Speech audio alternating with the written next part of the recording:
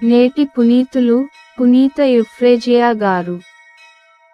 Angelus Domini nunciavit Mariae. నీ ద్వారా జాతులతో నిబంధనము చేసుకొందును. వీడుపడియున్న గడ్డమీద నీకు మరల పునరావాసము కల్పింతును.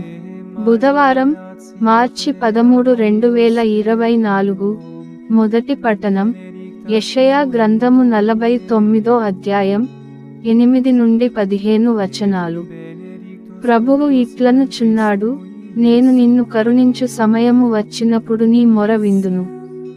నిన్ను రక్షించు రోజు వచ్చినప్పుడు నిన్ను ఆదుకొందును. నేను నిన్ను సంరక్షింతును.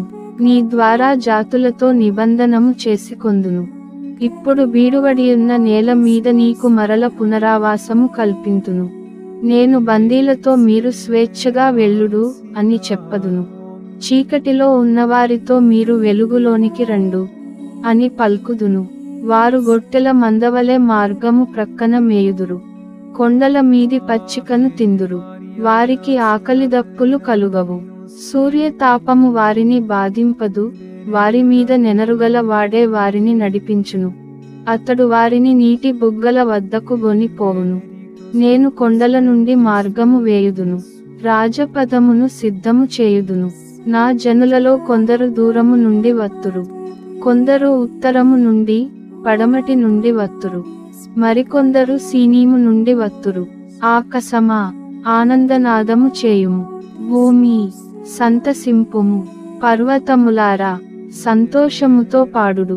ప్రభువు తన ప్రజలను ఓదార్చును, బాధలకు గురి అయిన తన జనుల మీద జాలిచూపును.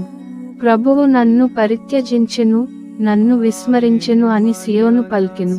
స్త్రీ తన పసికందును మరచిపోవునా? తన ప్రేవున బుట్టిన బిడ్డ మీద జాలి చూపకుండునా? ఆమె తన శిశువును మరచినను నేను మాత్రము నిన్ను మరువను. ఇది ప్రభువు వాక్కు.